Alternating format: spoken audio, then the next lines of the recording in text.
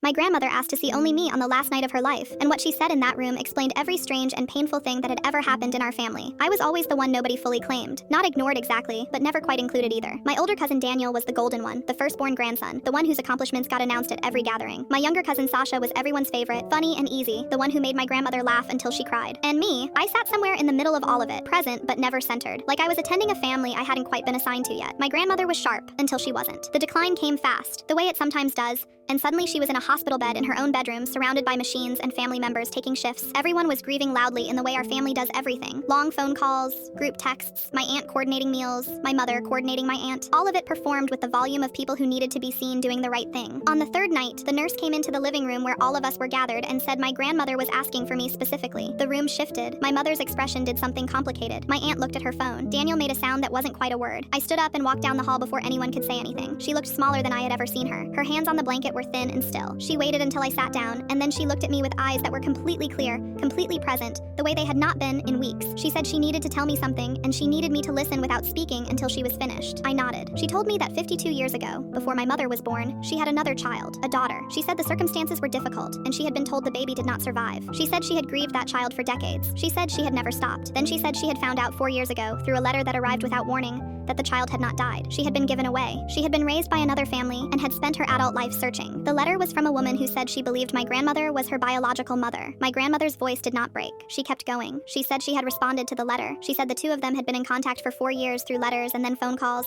and then once, a single afternoon visit that no one in the family knew about. She said she had met this woman's daughter. She reached under the edge of her pillow and pulled out a photograph. She held it out to me and I took it. The woman in the photograph looked like my mother. The same jaw, the same way of standing, the same eyes, but it wasn't my mother. Standing next to her was a younger woman, maybe my age, maybe a year or two older. She was looking at the camera with an expression I recognized without being able to explain why. My grandmother said, "That's your aunt, and that's your cousin. They are real and they are alive, and no one in this family knows they exist except you now." I sat with that for a moment. Then I asked why she was telling me and not my mother. She said because my mother would make it about herself. She said she was telling me because she trusted me to decide what was right, not what was comfortable. She said she was telling me because this other family deserved to be known, and because I deserved to know, I had not imagined the feeling my whole life that something in our family was quietly incomplete. She died the following morning. I have the photograph. I have the name of the woman and her daughter. They live 4 hours away. I have found the daughter's name on social media and looked at her profile more times than I can count. My mother and my aunt have started talking about the estate, about photographs, about memory boxes, and what to keep and what to let go. They do not know there is a letter in my grandmother's things. I found it when I was helping sort. I have not shown it to anyone. I don't know what I'm protecting yet. I'm not sure if I'm protecting them or her or myself or a woman I have never met who has been waiting her whole life to be found.